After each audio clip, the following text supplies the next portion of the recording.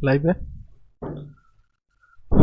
Good afternoon students, और मैं आपके सामने डीके चौधरी और कैरियर बिल ऐप पर आप सभी का स्वागत है। देखिए, कल का जो क्लास हुआ था, मैं आपको बता दूं कि कल की क्लास में मैंने आपको जो है सिलेबस के विषय में बता दिया था कि सिलेबस क्या क्या होगा, राइट। लेकिन आज हम टॉपिक की स्टार्टिंग करते हैं। तो अब से पहले मेरी लगभग 4 वीडियो जो है आपके सामने हैं, तो जिसमें मेरी पहली और दूसरी वीडियो शायद एक बिल के ऊपर है, दूसरी वीडियो शायद पार्लियामेंट्री कमेटी या पार्लियामेंट्री प्रोसीडिंग के ऊपर है। फिर उसके बाद एक वीडियो में मैंने आर्टिकल 35A और आर्टिकल 370 के विषय में बताया, और कल का जो मेरा वीडियो था वो था सिलेबस के विषय में, क्योंकि काफ़ी बच्चों ने डिमांड किया कि थोड़ा सा जो है आप सिलेबस के विषय में बता दीजिए। तो लगभग कल 45 मिनट की क्लास हुई होगी, तो उसमें सिलेबस के विषय में मैंने आपको बता दिया था। लेकिन आज ये समझो कि प्रॉपर वे में आज हम टॉपिक की स्टार्टिंग कर रहे हैं, तो यहाँ से आप ये समझ सकते हो कि यहाँ से ये पहली क्लास होगी, राइट। तो सबसे पहले जैसे कल मैंने डिस्कशन कर दिया था, तो फंडामेंटल राइट का टॉपिक था मौलिक अधिकार का, ठीक है, सिलेबस में मैंने बताया था। तो सबसे पहले हम जो सिलेबस की स्टार्टिंग करते हैं वो फंडामेंटल राइट से कर देते हैं, और ये बहुत इंपॉर्टेंट टॉपिक है, ठीक है। तो आज का जो पहला टॉपिक है क्लास का, इस बैच का जो पहला टॉपिक है वो फंडामेंटल राइट मौलिक अधिकार होगा। तो आप जानते हो कि जब हम फंडामेंटल राइट की बात करते हैं, तो ये जो फंडामेंटल राइट है इसका सोर्स क्या है? इसका सोर्स क्या है? इसका सोर्स यूएसए है। सोर्स का मतलब होता है स्रोत, और ये हमारे संविधान के किस पार्ट में है, किस भाग में? तो संविधान के भाग 3 में है, और जिसके आर्टिकल कहाँ से कहाँ तक है? आर्टिकल्स का मतलब होता है अनुच्छेद। आर्टिकल्स का मतलब क्या होता है? अनुच्छेद होता है। और ये अनुच्छेद कहाँ से कहाँ तक है? आर्टिकल 12 से लेकर 35 तक है, राइट। तो यानी कि पहला जो टॉपिक होगा वो हमारा फंडामेंटल राइट मौलिक अधिकार का टॉपिक होगा। ये मौलिक अधिकार बड़े इंपॉर्टेंट टॉपिक हैं।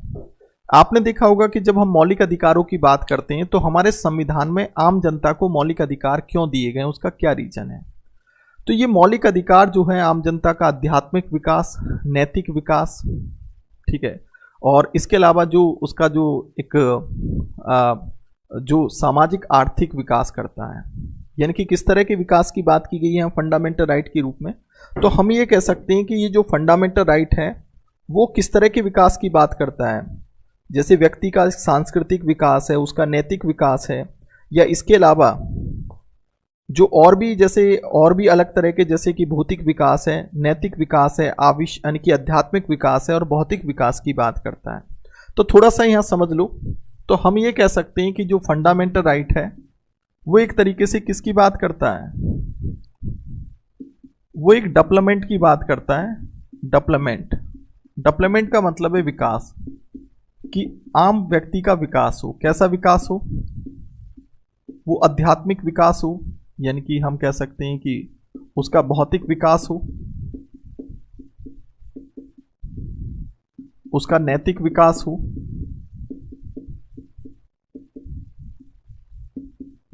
उसका सांस्कृतिक विकास हो, उसका आध्यात्मिक विकास हो,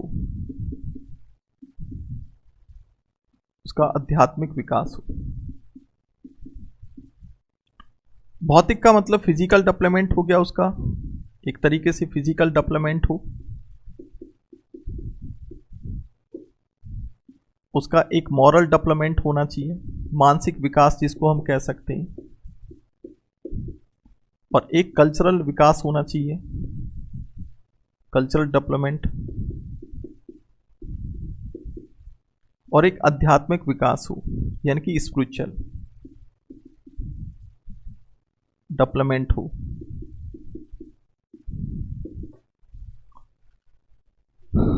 तो ये जो मौलिक अधिकार होते हैं ये आम जनता को स्वतः ही प्राप्त होते हैं, क्योंकि हमारे संविधान में ये मौलिक अधिकार दिए हुए हैं, और ये आम जनता को स्वतः ही प्राप्त हो जाते हैं। तो क्योंकि हमने मौलिक अधिकारों के रूप में 6 तरह के मौलिक अधिकार दिए हैं, जो आम जनता को ये अधिकार स्वतः प्राप्त होते हैं। तो एक तरीके से हम ये कह सकते हैं कि ये जो मौलिक अधिकार होते हैं ये व्यक्ति के नैतिक विकास, आध्यात्मिक विकास, भौतिक विकास और उसके सांस्कृतिक विकास की बात करता है, जो कि हमारा संविधान आम जनता को स्वतः ही ये अधिकार देता है और इसको सरकारों को लागू करने की कोई आवश्यकता नहीं होती है। ये स्वतः ही आम जनता को प्राप्त हो जाते हैं ताकि व्यक्ति का जो एक डेवलपमेंट हो सके, राइट। और कुल मिलाकर पहले जब हमारा संविधान बना था 26 जनवरी 1950 को, तो हमारे संविधान में मौलिक अधिकार 7 थे, लेकिन आज फंडामेंटल राइट 6 हैं और ये सभी 6 फंडामेंटल राइट जो है व्यक्ति के विकास के लिए बनाए गए हैं।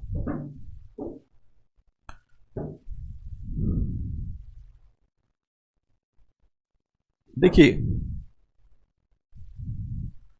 नहीं, मेरा टॉपिक कभी भी कॉन्स्टिट्यूशन डेवलपमेंट से स्टार्ट नहीं होता। मेरा टॉपिक हमेशा या तो मैं गवर्नमेंट से स्टार्ट करता हूं या फिर फंडामेंटल राइट से या कहीं से, क्योंकि ये जो कॉन्स्टिट्यूशन डेवलपमेंट का जो टॉपिक होता है, संवैधानिक विकास का टॉपिक, ये पॉलिटी का टॉपिक नहीं माना जाता, ये हिस्ट्री का टॉपिक माना जाता है। मैं आपको बता दूं कि बेशक किताबों की स्टार्टिंग यहाँ से हो रही हो, आप किताबों में पढ़ते हो कि संवैधानिक विकास कैसे हुआ, लेकिन पॉलिटी का ये पार्ट मेनली नहीं माना जाता, ये पार्ट हिस्ट्री का माना जाता है। हालांकि कॉन्स्टिट्यूशन डेवलपमेंट का टॉपिक मैं पढ़ाता हूँ, ठीक है, कॉन्स्टिट्यूएंट असेंबली भी मैं आपको पढ़ाऊंगा, संविधान सभा, लेकिन स्टार्टिंग यहाँ से कभी नहीं होती। जब आप एक अच्छे स्टैंडर्ड के साथ पढ़ते हो तो कभी भी कोई भी अच्छा जो टीचर होगा वो संवैधानिक विकास के साथ कभी नहीं पढ़ाता। समझ में आ गया? तो कुल मिलाकर हम ये समझ सकते हैं कि हम मौलिक अधिकारों की सबसे पहले बात करेंगे, लेकिन एक बात ये आती है कि जब हम पार्ट की बात करते हैं, जब हम आर्टिकल्स की बात करते हैं, तो आपके दिमाग में ये बात आ रही होगी कि सर थोड़ा बहुत संविधान के विषय में बता दीजिए। तो थोड़ा बहुत मैं बता देता हूँ कि जैसे हम कॉन्स्टिट्यूशन की बात करते हैं, हम जब संविधान की बात करते हैं तो आप जानते हो कि हमारा संविधान कब इंप्लीमेंट हुआ था? 26 जनवरी 1950 को हमारा संविधान लागू हुआ था। थोड़ा सा मैं हल्का सा एक पुट दे देता हूं कि हमारा संविधान है क्या, ताकि ये समझ में आ जाए कि संविधान में होता क्या है। तो ये जो संविधान होता है वो किसी भी देश का एक, हम ये कह सकते हैं कि एक ऐसा एक डॉक्यूमेंट्स होता है। संविधान जो होता है वो क्या होता है? एक डॉक्यूमेंट्स है,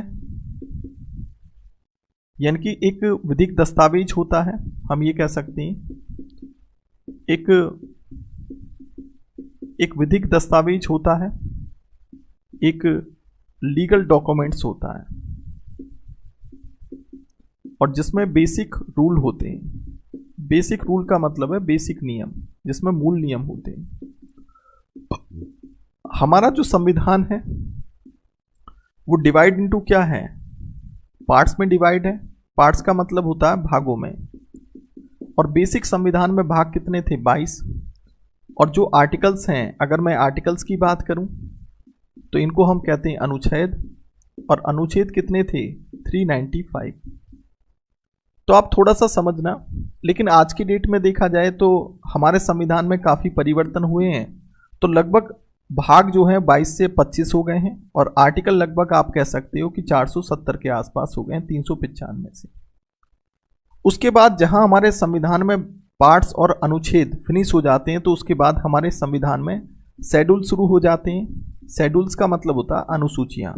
क्या शुरू हो जाते हैं? अनुसूचियां। तो अनुसूचियां पहले कितनी थी? पहले 8 थी, और आज की डेट में कितनी है? 12। तो ये 8 से 12 हो गई हैं। कुल मिलाकर हम ये समझे कि जो हमारा एक संविधान है, क्योंकि हमारा देश तो इस संविधान के अनुसार ही चलता है, तो सब कुछ अकॉर्डिंग टू कॉन्स्टिट्यूशन होता है। सुप्रीम कोर्ट हमारे संविधान की रक्षा करता है, इसलिए सुप्रीम कोर्ट को गार्जियन ऑफ कॉन्स्टिट्यूशन माना जाता है। और हमारा संविधान हालांकि 26 नवंबर 1949 को ये अंगीकृत हुआ था, एडॉप्ट किया गया था, लेकिन लागू कब हुआ था? 26 जनवरी 1950 से। किसी भी देश का, क्योंकि भारत एक लोकतांत्रिक देश है, एक डेमोक्रेटिक देश है, और किसी भी कोई भी देश हो जो कि एक डेमोक्रेटिक है, उसका अपना एक संविधान होता है। वो संविधान लिखित भी हो सकता है, वो संविधान अलिखित भी हो सकता है। भारत का संविधान एक लिखित संविधान है और दुनिया का सबसे बड़ा लिखित संविधान है, यानी कि हम कह सकते हैं कि Indian रिटिन constitution is the largest रिटिन constitution of the world. Bharat दुनिया का सबसे बड़ा लोकतांत्रिक देश है, और भारत का संविधान लिखित संविधान है, जो कि दुनिया का सबसे बड़ा लिखित संविधान है। ठीक है, और किसी भी देश का जो संविधान है, उस देश का एक लीगल डॉक्यूमेंट्स होता है, जिसमें कुछ बेसिक नियम लिखे होते हैं, और उस बेसिक नियमों के अनुसार जो है सरकारें काम करती हैं। जैसे हम अपने संविधान की बात करें तो हमारा संविधान भागों में विभाजित है। जैसे कोई बुकलेट होती है, बुकलेट को चैप्टर में बांट दिया जाता है, फिर चैप्टर के अंदर पॉइंट्स होते हैं। तो ऐसे ही हमारा संविधान भागों में विभाजित है। मूल संविधान में 22 भाग थे और आज 25 हो गए। और पहला आर्टिकल कितने थे? 395 थे और आज कितने? 470। और जहां हमारे संविधान में भाग और अनुच्छेद फिनिश हो जाते हैं तो उसके बाद शेड्यूल शुरू होते हैं। शेड्यूल पहले 8 थे और आज की डेट में 12 हैं। कुल मिलाकर यहां पर एक बात और समझो कि जो हमारा ये संविधान है, हमारा जो संविधान है, ये एक पॉइंट और समझना कि ऐसा नहीं कि हमारे संविधान में परिवर्तन नहीं हो सकता कि भाई जो एक बार बना दिया तो वो बन गया। आपने ये देखा होगा कि हमेशा जो संविधान होता है वो हमेशा समाज के अनुसार होता है, सोसाइटी के अनुसार। जैसे जैसे सोसाइटी में परिवर्तन होते हैं वैसे वैसे संविधान में परिवर्तन हो सकते हैं। और उसके लिए हम अपने संविधान का एक आर्टिकल है 368, जिसको हम संविधान संशोधन कहते हैं। तो संविधान संशोधन करके हम अपने संविधान में समाज के अनुसार बदलाव कर सकते हैं। तो कभी भी जो संविधान होता है वो जो होता है, यानी कि समाज संविधान के अनुसार नहीं होता, हमेशा संविधान समाज के अनुसार होता है। यही कारण है कि दुनिया के जितने भी संविधान वाले देश हैं तो जैसे जैसे उनके समाज हैं वैसे वैसे उनके संविधान हैं। अब हमारा जो भारतीय संविधान है, हो सकता है कई देशों के संविधान से मेल भी खाता हो, लेकिन बहुत सी बातें ऐसी भी हैं जो मेल नहीं खाती होंगी। समझ में आ गया? तो वो हमेशा संविधान समाज के अनुसार, सोसाइटी के अनुसार बनता है। 1950 का जो हमारा समाज था, आज 2020 का समाज वो नहीं है, काफी बदलाव हो गए हैं। तो जब समाज में चेंजेबल है, जब समाज में परिवर्तन हुए तो फिर हमारे संविधान में भी परिवर्तन हुआ होगा। और संविधान में परिवर्तन करने के लिए हम संविधान संशोधन करते हैं, जिसको हम कॉन्स्टिट्यूशनल अमेंडमेंट एक्ट, संविधान संशोधन अधिनियम करना होता है। और अब तक हमारे संविधान में 104 बार संविधान संशोधन अधिनियम किया जा चुका है। यानी कि अब तक हमारे संविधान में 104 बार संशोधन किया जा चुका है। और 104वां संविधान संशोधन क्या था? 2020 में हुआ, जिसमें SC ST का जो रिजर्वेशन है लोकसभा और राज्य की विधानसभा में 10 साल के लिए बढ़ा दिया गया। ठीक है। और साथ में एंग्लो इंडियन का जो रिजर्वेशन लोकसभा और राज्य की विधानसभा में होता है वो नहीं बढ़ाया गया, यानी कि उसको वहीं की वहीं रोक दिया गया है। तो हम एक बात तो समझ में आ गया कि जब हमें अपने संविधान में अगर कोई परिवर्तन करना हो तो उसके लिए संविधान संशोधन करना जरूरी होता है। लेकिन ये संविधान संशोधन इतना आसान नहीं होता। इसका बिल पहले पार्लियामेंट में रखा जाएगा, वहां पर विशेष बहुमत से पास होगा, और जब वहां पर विशेष बहुमत से पास हो जाएगा तो फिर कम से कम आधे राज्यों की सहमति की आवश्यकता होना भी जरूरी है, जो कि आसान नहीं है। और अब तक हमारे संविधान में 104 संविधान संशोधन हो चुके हैं, जो कि लास्ट का जो 104वां संविधान संशोधन हुआ है वो कहाँ हुआ है? वो अभी हाल में ही, क्या है, 2020 में हुआ है। ठीक है। बिल्कुल, भारत का संविधान दुनिया का सबसे बड़ा संविधान है। अब देखो यहां पर एक बात सुनो, यहां पर हमने एक बात तो कही कि भाई मौलिक अधिकार क्या करते हैं? डेवलपमेंट का काम करते हैं, ताकि व्यक्ति का नैतिक और एक सांस्कृतिक, उसका एक आध्यात्मिक, ठीक है, विकास हो सके। लेकिन अब थोड़ा सा एक पॉइंट यहां पर समझ लो कि जो सबसे लास्ट का 104वां संविधान संशोधन हुआ है, CAA का मतलब होता है कॉन्स्टिट्यूशनल अमेंडमेंट एक्ट, जो कि कब हुआ? ये 2020 में हुआ है।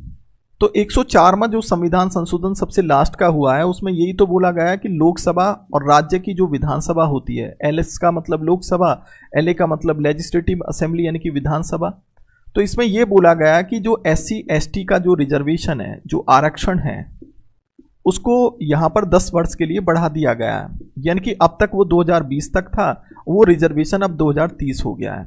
ये कहां पर लिखा है? ये आप देखोगे जो हमारे कॉन्स्टिट्यूशन का जो आर्टिकल ART का मतलब होता है आर्टिकल 334 की बात है, तो इसमें संशोधन किया गया है। तो लोकसभा और राज्य की विधानसभा में SC ST का जो रिजर्वेशन हर 10 साल में बढ़ाया जाता है, तो वो इस अमेंडमेंट के थ्रू बढ़ा दिया गया। अब 2020 से 2030 तक लोकसभा और राज्य की विधानसभा में SC ST का रिजर्वेशन बढ़ चुका है, और ये पॉपुलेशन के आधार पर होता है। लेकिन दूसरा पॉइंट इसमें यह भी लिखा है कि जो आंग्ल भारतीय होते हैं, जिसको हम एंग्लो इंडियन कहते हैं, तो आंग्ल भारतीयों का जो आरक्षण है उसको भी इसके साथ 10 साल के लिए बढ़ाया जाता है। किसमें? लोकसभा में 2 आंग्ल भारतीय की बात है, और साथ में लेजिस्लेटिव असेंबली में राज्यपाल 1 आंग्ल भारतीय को नॉमिनेट करता है। लेकिन इसका जो 10 वर्ष का जो रिजर्वेशन इसके साथ बढ़ाया जाता था वो नहीं बढ़ाया गया है। क्या हुआ? नहीं बढ़ाया गया है।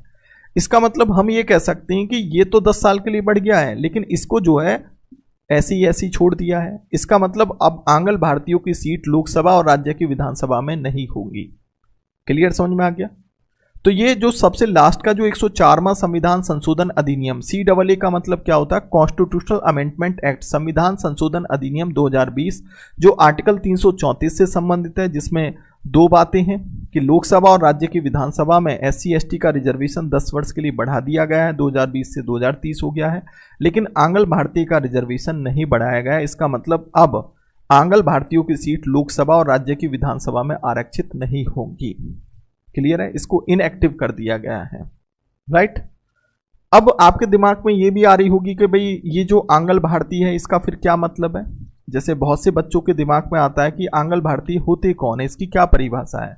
तो आप देखोगे हमारे कॉन्स्टिट्यूशन के आर्टिकल 366 के सब क्लॉज सेकंड में जब आप जाओगे तो ये जो 366 जो आर्टिकल होता है ये एक तरीके से परिभाषाओं से संबंधित है। तो आंग्ल भारतीय की जो परिभाषा, एंग्लो इंडियन की जो परिभाषा दी है वो आर्टिकल 366 के सब क्लॉज सेकंड में वो 3 पॉइंट दिए हैं। अब उन पॉइंटों को आप लिख लेना, मैं बोल देता हूं कि पहली बात तो वो यूरोपियन देशों में से किसी एक देश का हो। क्या हो? यूरोपियन देशों में से किसी एक देश का हो। वो कौन से देश माने गए हैं? जो जहां जिन पर भारत का यानी कि भारत पर जिनका अधिकार रहा, जैसे हमारे देश में पुर्तगाली आए, डच आए, डेनिश आए, अंग्रेज आए, ठीक है, फ्रांसीसी आए, तो इनको यूरोपियन देशों में इनको काउंट किया जाएगा, ना कि सिर्फ इंग्लैंड को काउंट किया जाएगा। तो यूरोपियन देशों में से किसी एक देश का हो। दूसरी बात, उसका जो डोमिनेंस है वो यूरोपियन मेल डोमिनेंस होना चाहिए। यानी कि यूरोपियन मेल डोमिनेंस का मतलब क्या हुआ? आपने देखा होगा कि जब अंग्रेज हमारे देश में आए तो जो अधिकारी वर्ग के लोग होते थे तो वो तो पूरी फैमिली के साथ आते थे, लेकिन अगर कोई अधिकारी वर्ग में नहीं आता और वो यहाँ पर आया, नौकरी कर रहा था, लेकिन अब उसने अपना घर यहीं पर भारत की किसी लड़की के साथ शादी कर ली, तो इसका मतलब उसकी फैमिली अब किस में आ गई? एंग्लो इंडियन में काउंट हो जाएगी। तीसरा ये कि उसने भारतीय नागरिकता ले ली हो तो वो भारतीय नागरिक यानी कि वो एंग्लो इंडियन काउंट होगा। तो एंग्लो इंडियन में मैंने आंग्ल भारतीय में क्या पॉइंट बताए? पहला पॉइंट क्या बताया कि यूरोपियन देशों में से किसी एक देश का हो। दूसरा पॉइंट क्या बताया? उसका जो डोमिनेंस है वो मेल यानी कि पुरुष डोमिनेंस यूरोपियन होना चाहिए।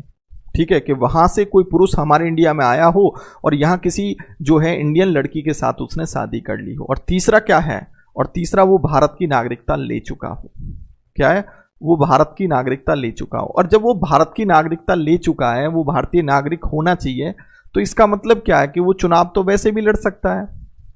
अगर कोई भारत में कोई एंग्लो इंडियन है और वो चुनाव क्या है वोटिंग के थ्रू लड़ना चाहता है तो वो लड़ सकता है। आपने देखा होगा कि पिछली बार 16वीं लोकसभा में 3 एंग्लो इंडियन थे, 2 मनोनीत थे और 1 निर्वाचित था। तो निर्वाचित कैसे चुनाव लड़ा भाई? जैसे अन्य लोग चुनाव लड़ते हैं इस तरीके से, क्योंकि MP ऑफ लोकसभा का चुनाव लड़ने के लिए या MLA का चुनाव लड़ने के लिए वो जन्म से भारतीय नागरिक हो ऐसा नहीं बोला गया, वो सिर्फ भारतीय नागरिक हो ऐसा बोला गया है। ठीक है, तो एंग्लो इंडियन की परिभाषा आप लोगों को क्लियर हो गई कि वो क्या होना चाहिए? यूरोपियन देशों में से किसी एक देश का हो। दूसरा क्या है? उसका जो डोमिनेंस है वो यूरोपियन मेल डोमिनेंस होना चाहिए। और तीसरा क्या है? वो भारत की नागरिकता, वो भारत का नागरिक हो। ठीक है, वो सिटीजन ऑफ इंडिया हो। ये 3 मापदंड होते हैं एंग्लो इंडियन के। अब एक बात और सुनो, बात ये आती है दिमाग में कि भाई ठीक है, चलो समझ में तो आ गया हमें कि भाई एंग्लो इंडियन का जो कंसेप्ट था वो अब 10 साल के लिए जो रिजर्वेशन बढ़ता था वो इस बार नहीं बढ़ाया गया है। इसका मतलब अब एंग्लो इंडियन नहीं होंगे लोकसभा में, राज्य की विधानसभा में, क्योंकि बाध्यकारी तो पहले भी नहीं था। पहले भी हमारे संविधान में अगर देखोगे तो ये बोला गया था कि अगर राष्ट्रपति को ये लगता है कि इनका प्रतिनिधित्व लोकसभा में नहीं है तो फिर इनको नॉमिनेट किया जा सकता है। और राज्यपाल को अगर ये लगता है कि इनका प्रतिनिधित्व, इनका रिप्रेजेंटेशन अगर विधानसभा में नहीं है तो फिर इनको यहाँ पर जो है मनोनीत किया जा सकता है। ठीक है, तो पहले भी बाध्यता नहीं थी। समझ में आ गया? ये तो रिप्रेजेंटेशन पे डिपेंड करता था। अब बात ये आती है कि ये एंग्लो इंडियन का कंसेप्ट हमने जो 10 साल के लिए हम हर बार बढ़ाते थे इनका रिजर्वेशन, क्यों रोक दिया? उसका क्या रीजन है? देखिए, जब हम आज़ाद हुए और हमारा संविधान बना तो उस टाइम जो आंग्ल भारतीय थे हमारे देश में वो लगभग 20 लाख के आसपास थे। ठीक है, बहुत बड़ी तादाद थी, बहुत बड़ी संख्या थी। लेकिन धीरे धीरे क्या हुआ कि या तो इनमें से कुछ लोग हमारे कल्चर में बस गए कि भाई कोई फ्रांसीसी था, उसने हमारे कल्चर में ही क्या है उसने रहना खाना सब कुछ सीख लिया। या फिर बहुत से लोग जो फ्रांस थे फ्रांस चले गए, बहुत से लोग पुर्तगाली थे चले गए, बहुत से लोग अंग्रेज थे वो अंग्रेज क्या कि इंग्लैंड में चले गए। तो अब इनकी हाल में संख्या देखें तो 2 से 2.5 लाख बची है। अब 2 से 2.5 लाख के लिए हमारी लोकसभा में इसका रिप्रेजेंटेशन हो तो इस सरकार को लगा कि ये ठीक नहीं है। तो कहीं ना कहीं ये जो एंग्लो इंडियन का कंसेप्ट है वो क्या होना चाहिए, वो इनएक्टिव होना चाहिए, इसको समाप्त कर देना चाहिए। तो देन इसलिए इसको जो है 10 साल का रिजर्वेशन नहीं बढ़ाया गया। इस 104वां संविधान संशोधन सिर्फ इसमें SC/ST का रिजर्वेशन बढ़ा दिया गया है, इसको ऐसे ही छोड़ दिया गया है, यानी कि इसको समाप्त नहीं किया गया, इसको ऐसे ही छोड़ दिया गया है। तो जब आप अगले 10 सालों के लिए जब रिजर्वेशन नहीं बढ़ाओगे तो इसका मतलब क्या, ये अपने आप ही इनएक्टिव हो गया। लेकिन आने वाले भविष्य में अगर कभी सरकार को ये लगे कि एंग्लो इंडियन का रिजर्वेशन होना चाहिए तो वो बढ़ाना चाहे तो अगले आने वाले भविष्य में कभी भी इसको बढ़ा भी सकती है। राइट, समझे कि नहीं समझे? तो ये मैंने आपको जो है थोड़ा सा ये पॉइंट बताया। और जब आप गूगल पे भी देखते हो तो एंग्लो इंडियन की परिभाषाएं गलत लिखी हुई हैं। ये मैंने आपको संविधान के अनुसार बताया, क्योंकि संविधान में जो चीजें लिखी हैं वो गलत नहीं हो सकती, क्योंकि वो सबसे बड़ा दस्तावेज है संविधान। समझ में आ गया?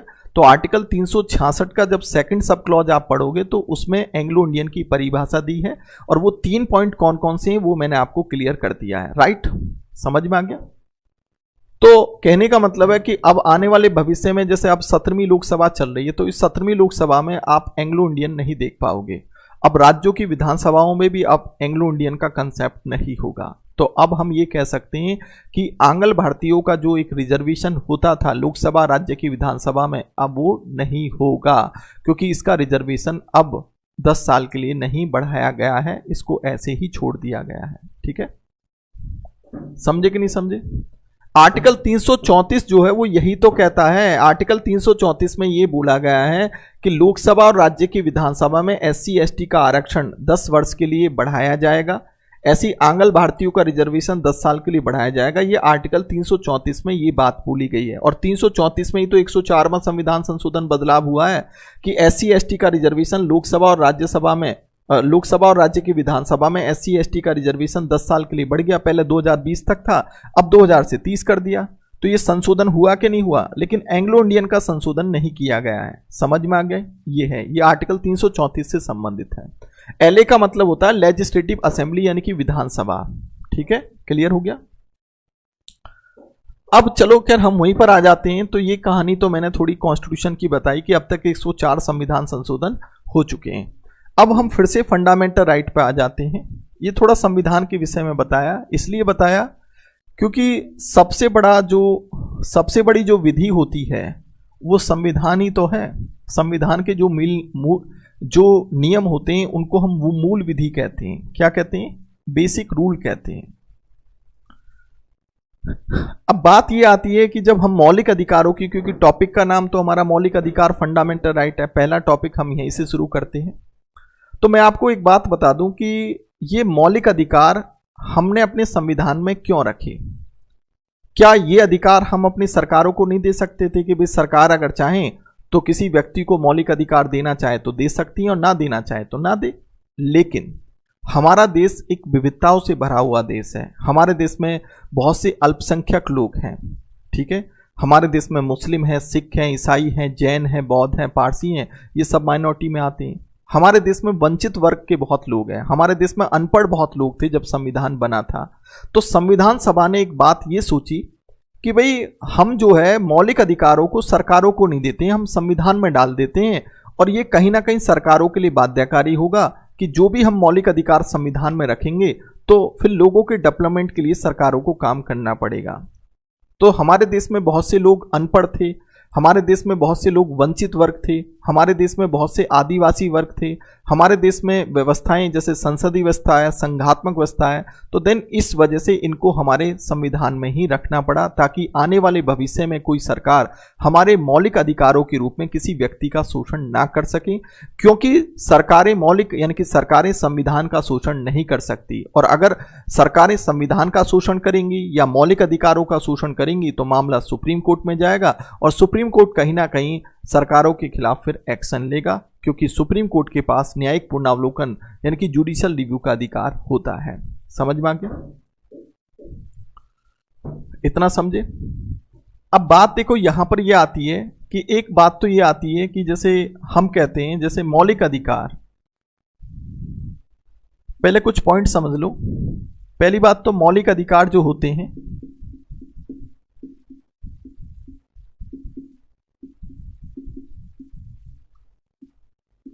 ये आंतरिक नहीं होते,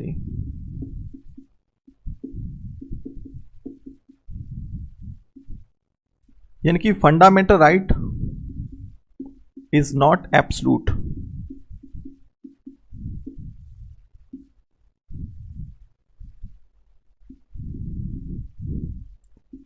मौलिक अधिकार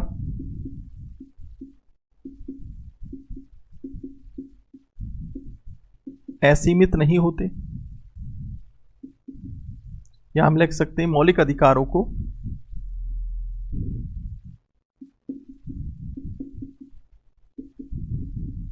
सीमित किया जा सकता है।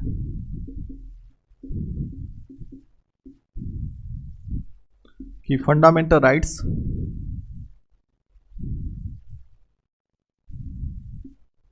Can limited.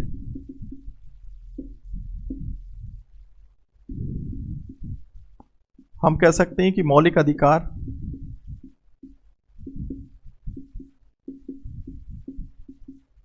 वाद योग्य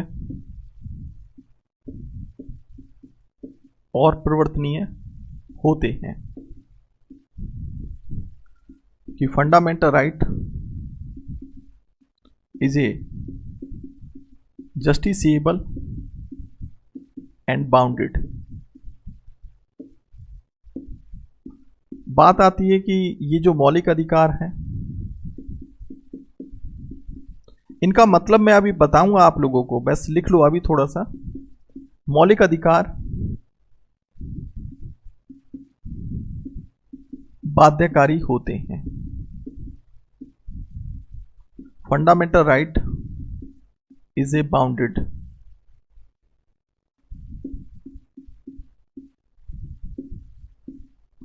फिर बात आती है कि मौलिक अधिकार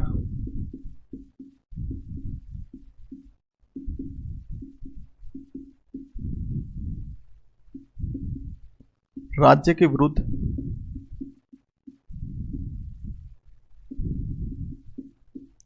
नागरिकों के अधिकार होते हैं।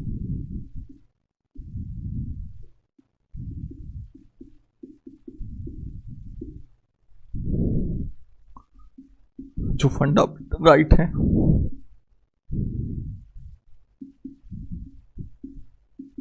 राइट टू सिटीजन है, किसके खिलाफ? Against state. स्टेट का मतलब है यहां पर गवर्नमेंट के खिलाफ।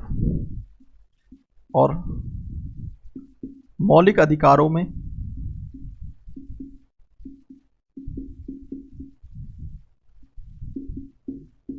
परिवर्तन किया जा सकता है।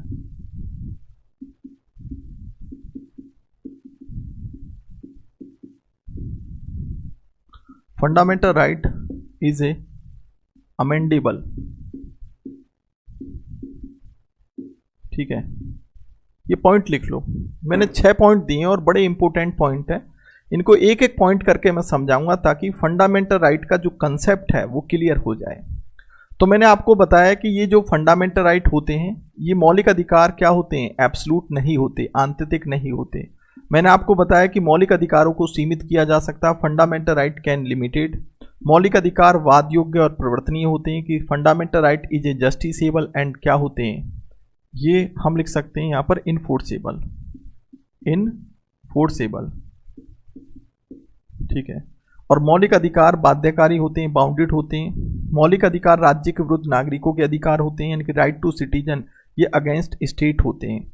और ये मौलिक अधिकारों में परिवर्तन किया जा सकता है, इनकी फंडामेंटल राइट अमेंडेबल होते हैं। पहले लिख लो।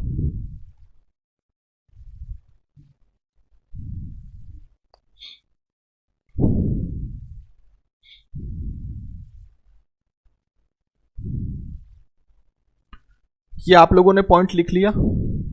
पहले मुझे क्लियर बताओ ये पॉइंट आप लोगों ने लिखा कि नहीं हुआ? बड़े इंपॉर्टेंट पॉइंट हैं ये पॉइंट आप लोगों ने लिख लिए?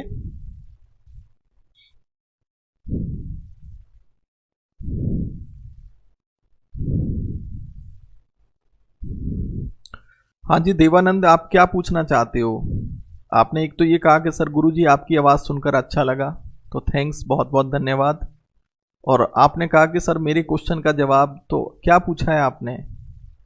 एंग्लो इंडियन कहीं नहीं होंगे। हाँ बिल्कुल, अब एंग्लो इंडियन का कंसेप्ट जो है आप ये समझो कि अब विधानसभा और लोकसभा में नहीं होगा, ठीक है।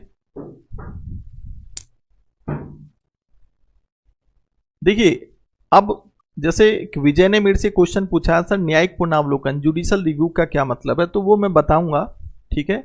और दूसरा ये पूछा है आप लोगों ने एब्सोल्यूट का क्या मतलब है, वो सारी चीजें मैं आपको बता रहा हूं। देखिए, हम फंडामेंटल राइट के कंसेप्ट के विषय में पहले समझ लें कि फंडामेंटल राइट है क्या।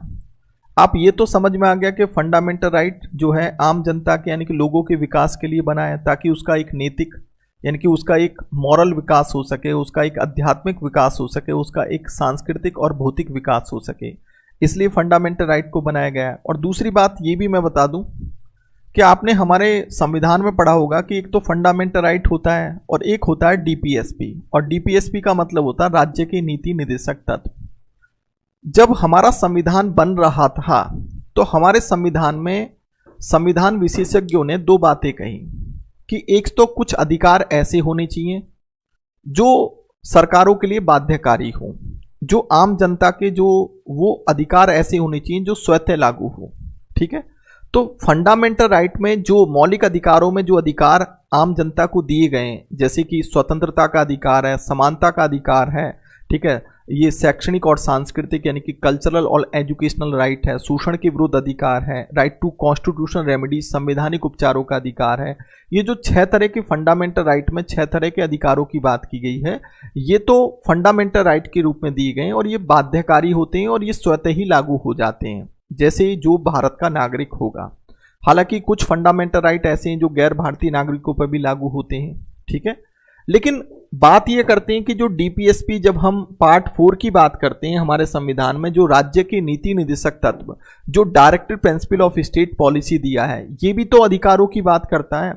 लेकिन संविधान विशेषज्ञों के द्वारा जब संविधान को बनाया गया तो उसमें एक बात बोली गई कि भाई कुछ अधिकार तो ऐसे होने चाहिए जो बाध्यकारी होने चाहिए, ठीक है, कि सरकारों के लिए उन्हें लागू करना अनिवार्य हो।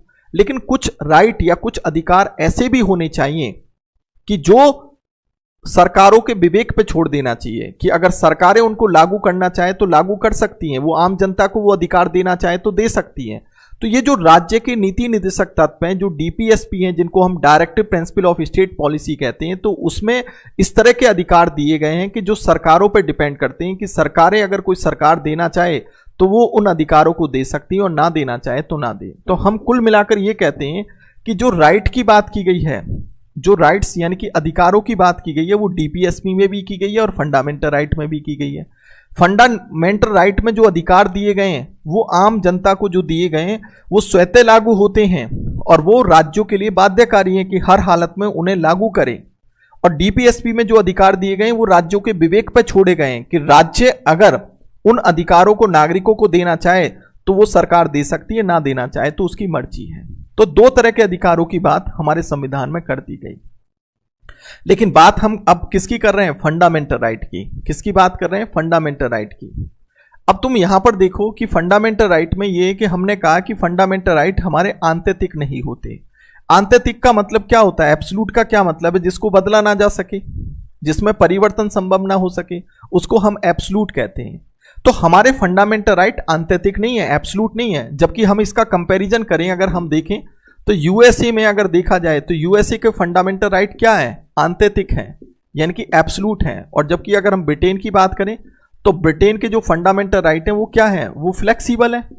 लेकिन हमारे देश में क्या है कि फंडामेंटल राइट में रीजनेबल रेस्ट्रिक्शंस की बात की गई है, यानी कि कुछ आधारों पर फंडामेंटल राइट में कुछ आधारों पर फंडामेंटल राइट को लिमिटेड किया जा सकता है, यानी कि सीमित किया जा सकता है। जैसे मैं एक एग्जांपल दूं, यानी कि आंतरिक का मतलब समझ में आ गया। आंतरिक का मतलब है जिसमें कोई बदलाव ना हो सके। एब्सोल्यूट का मतलब यह होता है कि जिसमें कोई परिवर्तन ना किया जा सके। क्या हमारे मौलिक अधिकारों में परिवर्तन नहीं किया जा सकता? क्या मौलिक अधिकारों को लिमिटेड नहीं किया जा सकता? किया जा सकता है। आप खुद से हमारा धार्मिक स्वतंत्रता का अधिकार हमें फंडामेंटल राइट आर्टिकल 25 देता है कि भाई मुझे धर्म की स्वतंत्रता का अधिकार है, यानी कि right to religion, right to freedom of religion है, धार्मिक स्वतंत्रता का अधिकार है। इसका मतलब मैं मंदिर जाऊं, मैं मस्जिद जाऊं, मेरी मर्जी। ये धार्मिक स्वतंत्रता का अधिकार हुआ कि नहीं हुआ? लेकिन कोविड-19 के टाइम में आप देखोगे, कोविड-19 चल रहा है इस टाइम, कोरोना वायरस का प्रभाव है, संक्रमण है हमारे देश में, तो हमारा आर्टिकल 25 इस बात को भी कहता है कि कुछ आधारों पर धार्मिक स्वतंत्रता के अधिकार को लिमिटेड किया जा सकता है, सीमित किया जा सकता है। तो यानी कि इसका मतलब कुछ निर्बंधन लगाए जा सकते हैं, कुछ रेस्ट्रिक्शंस लगाए जा सकते हैं। जैसे धार्मिक स्वतंत्रता के अधिकारों को 3 आधार पर लिमिटेड किया जा सकता है, जैसे स्वास्थ्य का आधार हो, लोक व्यवस्था का आधार हो, यानी कि जिसको हम पब्लिक ऑर्डर कहते हैं, स्वास्थ्य यानी कि हेल्थ कहते हैं, और एक सदाचार जिसको हम मॉरलिटी कहते हैं। यानी कि अगर हम स्वास्थ्य के अधिकार को देखें, आज सरकार ने मंदिरों को मंदिर मस्जिद गुरुद्वारों को बंद कर दिया है। और क्यों बंद किया है? यानी कि कोई लोग, अगर कोई पब्लिक अगर कोर्ट में जाना चाहे तो वो कह सकती है भाई मेरी धार्मिक स्वतंत्रता का अधिकार है। लेकिन अगर मामला स्वास्थ्य का हो, मामला पब्लिक ऑर्डर का हो, या मामला जो है सदाचार नैतिकता मॉरलिटी का मामला हो, तो इन आधारों पर आपकी स्वतंत्रता के अधिकार को सीमित किया जा सकता है। कोविड-19 की वजह से ये स्वास्थ्य आपका प्रभावित हो सकता है, देन इसीलिए मंदिर मस्जिदों में ताला लगा दिया गया है कि आप एक जगह ग्रुप में नहीं इकट्ठे हो सकते, क्योंकि आपका स्वास्थ्य प्रभावित हो सकता है। तो इसका मतलब क्या हुआ कि हमारे जो मौलिक अधिकार हैं वो क्या है? मौलिक अधिकार एब्सोल्यूट नहीं है, उनको क्या है? सीमित किया जा सकता है।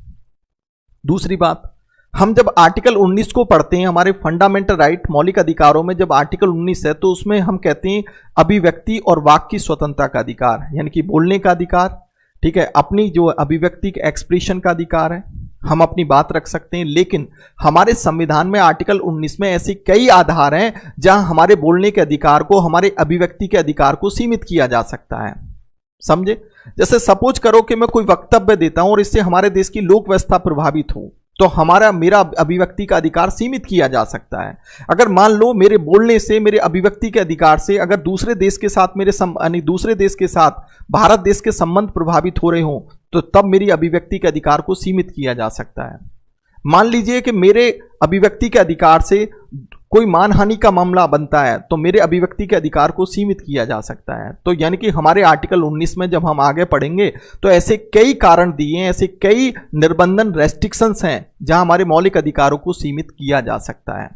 देश की अखंडता का मामला हो, देश की संप्रभुता का मामला हो, पब्लिक ऑर्डर का मामला हो, मानहानि का मामला हो, कोर्ट की अवमानना का मामला हो, ये ऐसे कई तरह के आधार हैं जहां हमारे स्वतंत्रता के अधिकार को इन आधारों पर सीमित किया जा सकता है। तो यानी कि इसका मतलब क्लियर हो गया कि हमारे देश में जो फंडामेंटल राइट हैं, जो हमारे आर्टिकल 12 से लेकर जो 35 तक दिया हुआ है, जो फंडामेंटल राइट मौलिक अधिकार हैं, वो एब्सोल्यूट नहीं है, उनमें परिवर्तन किया जा सकता है और कुछ आधारों पर उनको क्या सीमित किया जा सकता है। इसलिए हम कह सकते हैं कि हमारे देश का जो फंडामेंटल राइट है वो एब्सोल्यूट नहीं है, आंतरिक नहीं है। ठीक है, समझ में आ गया? और आप जैसे इमरजेंसी की, एक बच्चे ने कहा कि सर इमरजेंसी, ऑब्वियस सी बात है, इमरजेंसी में भी तो फंडामेंटल राइट को सस्पेंड किया जा सकता है। ठीक है, तो एक एग्जांपल ये भी है। अब देखो दूसरी बात, दूसरा पॉइंट है कि मौलिक अधिकार को सीमित किया जा सकता है, बिल्कुल किया जा सकता है। रीजनेबल रेस्ट्रिक्शंस की बात की गई है, यानी कि जो कारण है, जो रीजन है, वो रीजनेबल, तार्किक होना चाहिए। उन आधारों पर फंडामेंटल राइट को लिमिटेड किया जा सकता है। समझ में आ गया? स्वतंत्रता का अधिकार तो है हमारे देश में, हर व्यक्ति को स्वतंत्रता का अधिकार मिला हुआ है, लेकिन स्वतंत्रता के अधिकार का मतलब ये नहीं कि आप जो बोलना चाहोगे बोलोगे। अगर आपके बोलने से देश की लोक व्यवस्था प्रभावित हो, देश की अखंडता प्रभावित हो, यानी कि इंटीग्रिटी प्रभावित हो, देश का सॉवरेनिटी प्रभावित हो, संप्रभुता प्रभावित हो, तो वहां फंडामेंटल राइट को सीमित किया जा सकता है। राइट? अब बात आती है कि मौलिक अधिकार क्या होते हैं? वाद योग्य होते हैं, जस्टिसेबल होते हैं। इसका मतलब यह है कि कोर्ट में फंडामेंटल राइट के आधार पर चुनौती दी जा सकती है। प्रवर्तनीय होते हैं, इन्फोर्सेबल होते हैं। इसका मतलब क्या है कि कोर्ट इन आधारों पर दंड देने का प्रावधान रखता है। अगर मौलिक अधिकारों का उल्लंघन होगा तो तब हम ये कहते हैं कि मौलिक अधिकार जस्टिसेबल भी होते हैं, मौलिक अधिकार इन्फोर्सेबल भी होते हैं। समझ में आ गया? बात आती है कि मौलिक अधिकार बाध्यकारी होते हैं। ऑब्वियस ही बात है, सरकारों के लिए उनको लागू करना जरूरी है, क्योंकि ये मौलिक अधिकार स्वतः ही लागू हो जाते हैं। ठीक है, स्वतः ही लागू हो जाते हैं। बात आती है, सबसे बड़ा इंपॉर्टेंट पॉइंट है कि मौलिक अधिकार राज्य के विरुद्ध, राज्य का मतलब यहां सरकार है, कि राज्य के विरुद्ध, राज्य का मतलब यहां छत्तीसगढ़ नहीं है, राज्य का मतलब यहां यूपी नहीं है, बिहार नहीं है, राज्य का मतलब है सरकार के विरुद्ध नागरिकों के अधिकार होते हैं। इसका मतलब आपने देखा होगा, आपको मैं बता दूं, नागरिकता संशोधन कानून, ये जो नागरिकता संशोधन कानून आया, इस नागरिकता संशोधन कानून में आपने देखा होगा कि जिसको हम सिटीजनशिप अमेंडमेंट एक्ट 2019 कहते हैं, इसको लेकर हमारे देश में काफी विरोध हुआ। हालांकि ये तो कोविड-19 आ गया जिसकी वजह से ये जो है ठंडे बस्ती में जा चुका है, लेकिन नागरिकता संशोधन कानून को लेकर 144 पिटीशन सुप्रीम कोर्ट में डाली गई। किसने डाली? आम जनता ने तो डाली कि ये हमारे आर्टिकल 14 का, हमारे मौलिक अधिकार आर्टिकल 14 का, समानता के अधिकार का उल्लंघन करता है ये कानून। क्योंकि इस कानून में क्या बोला गया कि 3 देश लिए गए हैं, पाकिस्तान, बांग्लादेश और अफगानिस्तान, और उन 3 देशों के मुस्लिम को छोड़कर अन्य जो 6 धर्मों के लोग हैं, हिंदू हैं, सिख हैं, ईसाई हैं, जैन हैं, बौद्ध हैं, पारसी, तो जो हमारे देश में शरणार्थी के रूप में वहां से जो हमारे देश में आए हैं और 31 दिसंबर 2014 तक वो आ चुके हैं, तो उनको नागरिकता का अधिकार दे दिया जाएगा। लेकिन वहां के जो मुस्लिम है उनको नागरिकता का अधिकार नहीं मिलेगा। राइट, यही तो कानून है। तो यानी कि जो 144 पिटीशन जो आम जनता ने डाली है, उसने कहा है कि ये आर्टिकल 14 का उल्लंघन करता है। इसका मतलब क्या हुआ कि ये जो मौलिक अधिकार होते हैं वो आम जनता को अधिकार दिया जाता है कि वो सरकार के खिलाफ केस कर सकता है। तो तभी तो हमने कहा कि मौलिक अधिकार सरकारों के विरुद्ध, यानी कि राज्य के विरुद्ध, सरकार, राज्य का मतलब यहां सरकार है, सरकार के विरुद्ध नागरिकों के अधिकार है, यानी कि right to citizen against state, यानी कि गवर्नमेंट के खिलाफ होता है। आपने एक चीज ये भी देखी होगी कि केरल सरकार जो है नागरिकता संशोधन कानून के खिलाफ सुप्रीम कोर्ट में गई। तो आम जनता जब सुप्रीम कोर्ट में जाता है, जब उसके मौलिक अधिकारों का शोषण हुआ, तो 144 पिटीशन ये तो आर्टिकल 32 के तहत हुई, क्योंकि आम जनता को अधिकार आर्टिकल 32 के तहत मिलता है कि अगर उसके मौलिक अधिकारों का शोषण होगा तो वो आर्टिकल 32 के तहत सुप्रीम कोर्ट जा सकता है। लेकिन कोई सरकार के खिलाफ नहीं जा सकती। ये आर्टिकल 32 सरकार के खिलाफ अधिकार नहीं देता। लेकिन ये केंद्र सरकार, जो केरल सरकार थी, सुप्रीम कोर्ट में केंद्र सरकार के खिलाफ गई, तो वो आर्टिकल 131 के तहत गई, क्योंकि आर्टिकल 131 में सुप्रीम कोर्ट का ओरिजिनल जुरिडिक्शन है। सुप्रीम कोर्ट का क्या है? आरंभिक अधिकार क्षेत्र है, जो ये कहता है कि केंद्र और राज्यों के बीच में या एक से अधिक राज्यों के बीच में अगर कोई विवाद पैदा हो जाए तो आर्टिकल 131 के तहत वो मामला सुप्रीम कोर्ट में जाएगा। तो इसका मतलब केरल सरकार ने केंद्र सरकार के खिलाफ नागरिकता संशोधन कानून को लेकर जो केस किया है, जो कि सुप्रीम कोर्ट में आर्टिकल 32 के तहत नहीं किया, आर्टिकल 131 के तहत किया है, जो कि जिसमें सुप्रीम कोर्ट की आरंभिक अधिकार क्षेत्र आता है। तो इसका मतलब ये समझ में आ गया कि ये जो मौलिक अधिकार होते हैं ये आम जनता का अधिकार है। ये किसके खिलाफ? सरकार के खिलाफ। लेकिन किसी सरकार का सरकार के खिलाफ अधिकार नहीं है इसमें। समझ में आ गया? तो इसका मतलब आम जनता आर्टिकल 32 के तहत मौलिक अधिकारों के बचाव के लिए या मौलिक अधिकारों का अगर कोई शोषण का मामला हो तो वो सुप्रीम कोर्ट में जा सकता है, और आर्टिकल 226 के अनुसार वो हाई कोर्ट में जा सकता है। समझ में आ गया कि नहीं आया? हाँ, स्टेट की जो डेफिनेशन आप पूछ रहे हो ना कि राज्य की परिभाषा आर्टिकल 12 के अनुसार क्या है, तो वो अब मैं आर्टिकल जब 12 पढ़ाऊंगा ना तो उसमें स्टेट की परिभाषा बताऊंगा, तो परेशान मत हो। बहुत एक आर्टिकल बहुत अच्छे ढंग से बताया जाएगा। आप डीके चौधरी की क्लास में खड़े हो तो यहां पर कोई शंका मत करना कभी भी बच्चों। यहां हर बच्चा मेरी क्लास से संतुष्ट रहता है, इतना ध्यान रखना। यानी कि जितना वो सोचता है ना कि मुझे इतना मिलना चाहिए, उससे मैं 100 गुना ज्यादा देता हूं उसको अपनी क्लास में। यानी कि ये समझ लीजिए 100 टाइम्स ज्यादा दूंगा। और ऐसा नहीं है कि मैं किताबी भाषा कभी नहीं बोलता अपनी क्लास में। किताब की भाषा मेरी कभी भी मेरी क्लास में नहीं मिलती है। मैं हमेशा व्यवहारिक भाषा में पढ़ाता हूं ताकि आपके दिमाग में बिल्कुल सेट हो जाएं चीजें। और हमेशा मेरी क्लास अपडेटेड होती हैं, वो आपने ऑलरेडी पहले ही देख लिया होगा। बहुत से बच्चे आप में से ऐसे हैं जो ऑलरेडी मेरी क्लास को देख चुके हैं, पढ़ चुके हैं, तो आपको अच्छी तरह पता है। ठीक है, जैसे दीपक साहब ने पूछा है कि sir sorry to interrupt you sir, one doubt था, सिटीजनशिप में असम अकॉर्ड क्या है? असम अकॉर्ड बच्चे कुछ नहीं है। असम अकॉर्ड में ये बोला गया था कि एक असम अकॉर्ड हुआ था, एक असम समझौता हुआ था, जिसमें यह बोला गया था कि 1971 के बाद अगर कोई भी असम में बाहर का व्यक्ति आया है तो उसको वहां का नागरिक नहीं माना जाएगा, असम का रेजिडेंट नहीं माना जाएगा। असम अकॉर्ड में ये बोला गया था। अब यहां पर बात यह आती है कि नागरिकता कानून लागू कर दिया, और उसमें बात क्या बोली गई है, 31 दिसंबर 2014 की बात की गई है। तो कहने का मतलब है कि ये कहीं ना कहीं ये कानून जो है ये असम अकॉर्ड का भी उल्लंघन करता है। हालांकि एनआरसी वहां पर लागू हुआ, ठीक है, वो एक अलग कहानी है, जब नागरिकता का टॉपिक पढ़ाऊंगा तो उसमें मैं बता दूंगा, ठीक है। जितेंद्र साहब कह रहे हैं सर पूमा से लव है क्या? तो भैया लव तो नहीं है, खैर ये कि पूमा ब्रांड की जो एक साथ ही मैंने टी शर्ट खरीद ली, तो मैंने कि चलो खैर टी शर्ट से छुटकारा पा लेते हैं, एक साथ ही ले लेते हैं, तो 5-6 टी शर्ट एक साथ ले ली। तो इसलिए आपको लग रहा होगा कि पूमा ब्रांड से आपको लगाव हो गया है। तो होता क्या है कि हर साल में मैं ब्रांड चेंज कर लेता हूं, कभी रिबॉक का ब्रांड, कभी पूमा का। तो इस बार थोड़ा सा जो मेरी चाहत है ना वो पूमा की तरफ आ गई है, तो इसलिए मैंने थोड़ा सा जो है पूमा को, खैर चलो छोड़िए। जोगेंद्र सिंह कह रहे हैं कि सर सेना के मौलिक अधिकार नहीं होते, बच्चे मौलिक अधिकार तो होते हैं लेकिन उसके राइट टू फ्रीडमनेस को सीमित कर दिया जाता है। क्योंकि जब हम मौलिक अधिकारों के अपवादों की बात करते हैं, एक्सेप्शन की बात करते हैं, तो आप आर्टिकल 33 और 34 को पढ़ना, तो उसमें जो आम जनता के पास राइट टू फ्रीडमनेस के अधिकार हैं, लेकिन आर्टिकल 33 और 34 सेना को स्वतंत्रता के अधिकार से सीमित कर देता है। वो आगे के टॉपिक में पढ़ाऊंगा कि आर्टिकल 33 क्या है और आर्टिकल 34 क्या है, ठीक है। आर्टिकल 34 में मार्शल लॉ की बात, यानी कि मार्शल कोर्ट की बात है, यानी कि मार्शल लॉ की बात की गई है। चलो छोड़िए, ये समझ में आ गया। अब बात ये आती है कि यहां पर ये मौलिक अधिकारों में परिवर्तन किया जा सकता है। ये परिवर्तन की बात क्यों, ये भी बड़ा मुद्दा है कि fundamental right is a amendable, क्या मौलिक अधिकारों में परिवर्तन किया जा सकता है? तो आज की डेट में देखा जाए तो यस, किया जा सकता है, क्योंकि आप जानते हो केशवानंद केस आया था 24 अप्रैल 1973 को, एक केस आया था जिसका नाम था केशवानंद केस। 13 जजों की बेंच बनी थी और इससे बड़ी बेंच आज तक हमारे देश में कभी नहीं बनी है।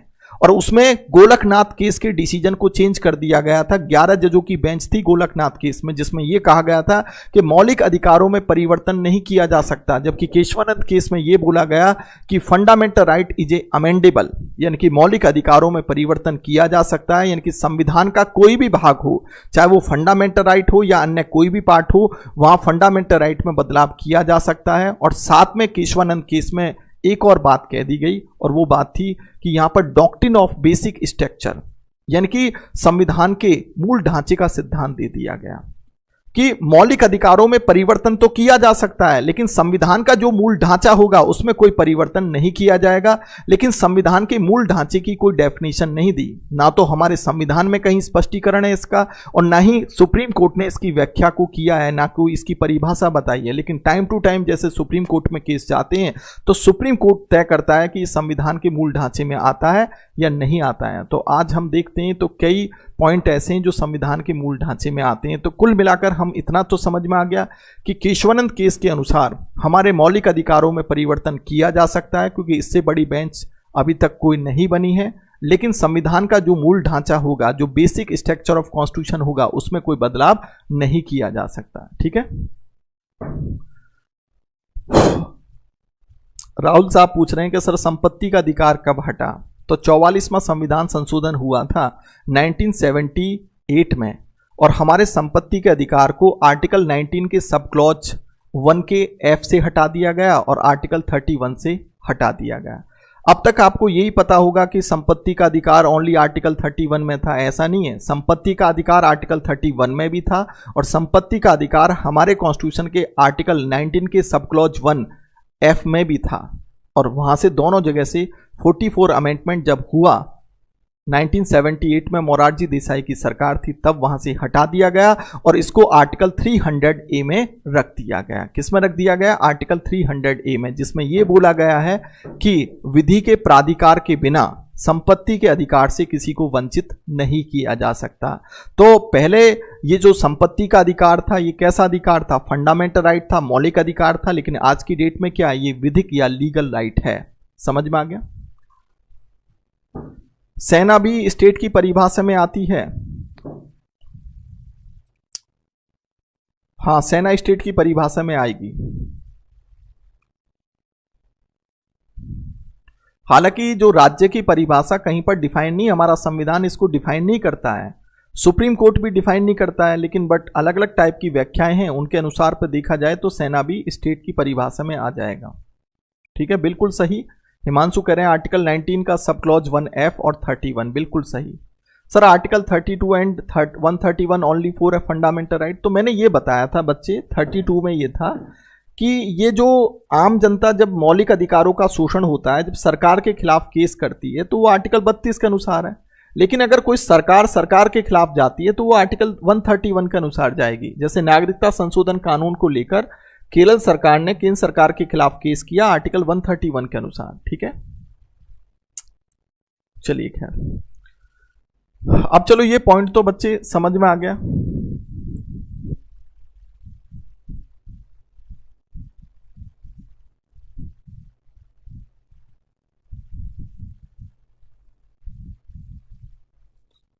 अब यहां पर कुछ और पॉइंट मैं बता देता हूं। देखिए, जैसे हम कहते हैं कि मौलिक अधिकारों का जो सोर्स है,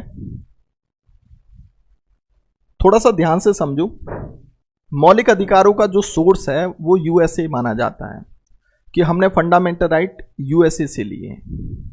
एक्चुअली में हुआ क्या था कि यूएसए में कहानी बिल ऑफ राइट की शुरू होती है, यानी कि बिल ऑफ राइट। तो बिल ऑफ राइट के रूप में मौलिक अधिकार वहां पर दिए हुए थे। ठीक है, लेकिन क्योंकि यूएसए में जो फंडामेंटल राइट है वो आंतरिक है, एब्सोल्यूट है, उसमें परिवर्तन नहीं किया जा सकता। लेकिन अमेरिका को बाद में एक बात समझ में आई कि अगर हम फंडामेंटल राइट को एब्सोल्यूट बना देंगे और उसमें अगर कोई परिवर्तन नहीं कर पाएंगे तो इससे जनता जो है अराजक हो जाएगी। भाई अगर मुझे स्वतंत्रता का अधिकार अनलिमिटेड दे दिया जाए तो फिर तो मैं कुछ भी बोलूंगा, क्योंकि मेरा मौलिक अधिकार है, तो मैं अराजक हूंगा कि नहीं हूंगा। तो यही कहानी अमेरिका में हुई कि अमेरिका के जो फंडामेंटल राइट थे वो क्या है, वो थे एब्सोल्यूट, कि भाई उसमें परिवर्तन नहीं किया जा सकता। तो कहीं ना कहीं जनता के अराजक होने का खतरा था। तो फिर एक परिवर्तन हुआ, जो अमेरिका का जो फेडरल कोर्ट था उसने एक परिवर्तन किया कि उसने एक डॉक्ट्रिन ऑफ पुलिस स्टेट या डॉक्ट्रिन ऑफ पुलिस पावर एक कंसेप्ट डाला, और उस कंसेप्ट के तहत यह कहा गया कि भाई मौलिक अधिकारों में कुछ परिवर्तन किए जा सकते हैं। ठीक है, तो मैंने क्या बताया कि हमने जो फंडामेंटल राइट लिए हैं वो राइट ऑफ बिल के रूप में एक तरीके से हमने अमेरिका से लिए हैं, क्योंकि सोर्स तो अमेरिका है, लेकिन वहां के जो फंडामेंटल राइट थे वो एब्सोल्यूट थे।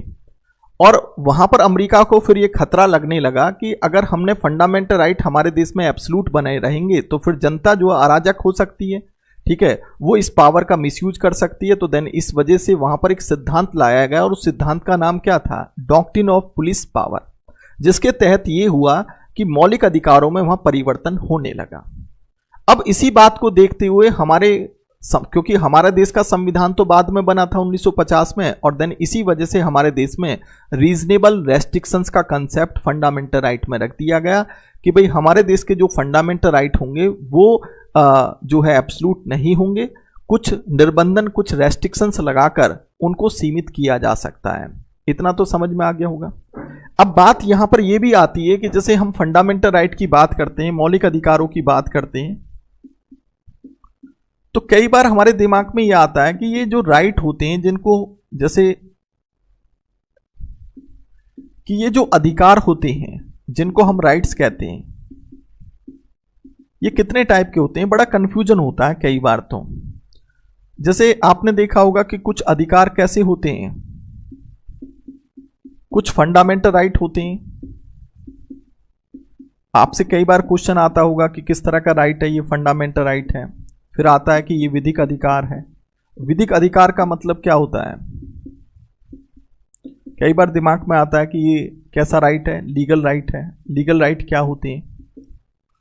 कुछ आता है कि संवैधानिक अधिकार क्या होते हैं। संवैधानिक अधिकार जिसको हम कॉन्स्टिट्यूशन राइट कहते हैं।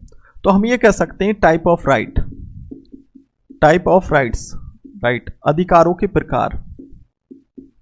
तो चार तरह के राइट होते हैं। एक मौलिक अधिकार होता है फंडामेंटल राइट, एक लीगल राइट होता है, एक संवैधानिक अधिकार यानी कि कॉन्स्टिट्यूशनल राइट होता है। कैसा राइट है? कॉन्स्टिट्यूशनल राइट होता है, राइट। और एक होता है आपका प्राकृतिक अधिकार, या इसको हम जो है मानव अधिकार भी कह देते हैं, मानव अधिकार भी कह देते हैं, ह्यूमन राइट भी कह देते हैं, यानी कि इसको हम नेचुरल राइट कहते हैं या इसको हम ह्यूमन राइट भी कह देते हैं, ह्यूमन राइट। अब हमें यह समझना है कि इनमें अंतर क्या है और क्या एग्जाम्पल हैं इसके। देखिए, मौलिक अधिकारों की बात करें तो जैसे आपने देखा होगा शिक्षा का अधिकार,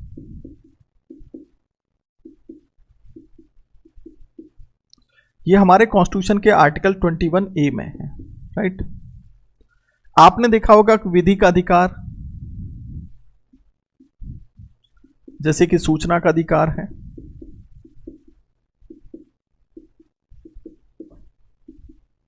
राइट टू इंफॉर्मेशन है, उपभोक्ता अधिकार है, कंज्यूमर राइट है,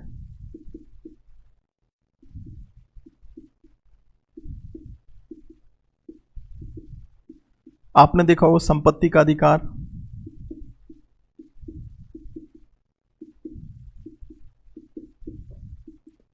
राइट टू प्रॉपर्टी है, आपने देखा होगा मत देने का अधिकार,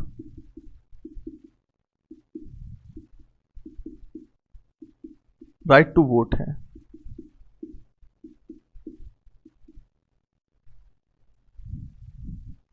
इसके बाद अगर हम संवैधानिक अधिकार की बात करें तो संवैधानिक अधिकार में हम ये कह सकते हैं कि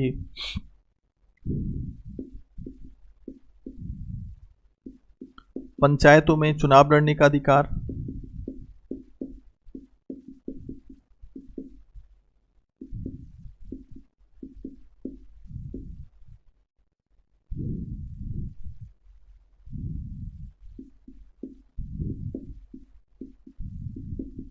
संपत्ति का अधिकार है।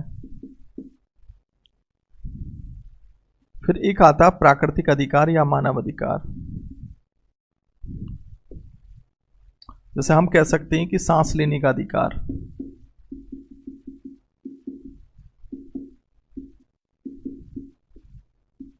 एग्जाम्पल के तौर पे। अब देखो, थोड़ा समझो, होता क्या है कि ये मैंने 4 टाइप के राइट आपको बताए, तो बड़ा कंफ्यूजन होता है कि कौन सा कैसा राइट है।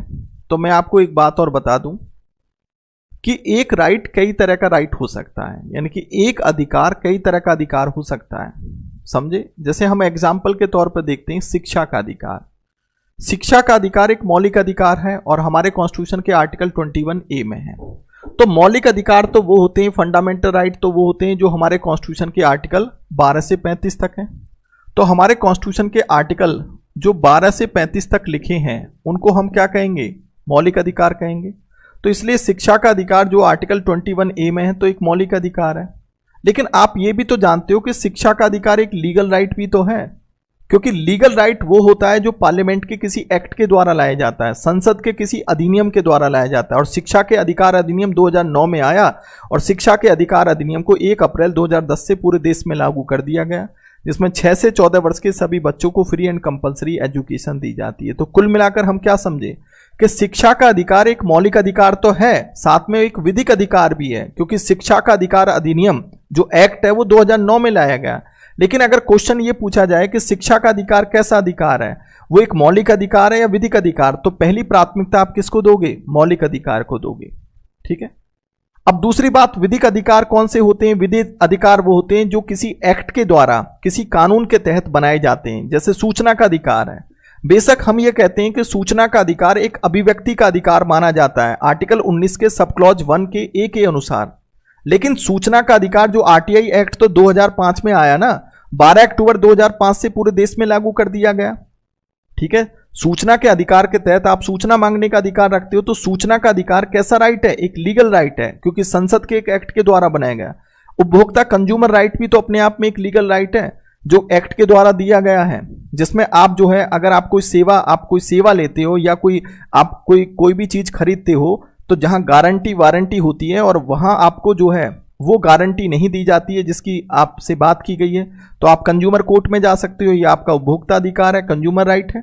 संपत्ति का अधिकार है, हालांकि संपत्ति का अधिकार एक संवैधानिक अधिकार भी है क्योंकि आर्टिकल 300A में भी है, और संपत्ति का अधिकार एक क्या है, लीगल राइट भी है, क्योंकि किसके द्वारा दिया गया है, संपत्ति का अधिकार के लिए राइट टू प्रॉपर्टी का एक्ट बना हुआ है।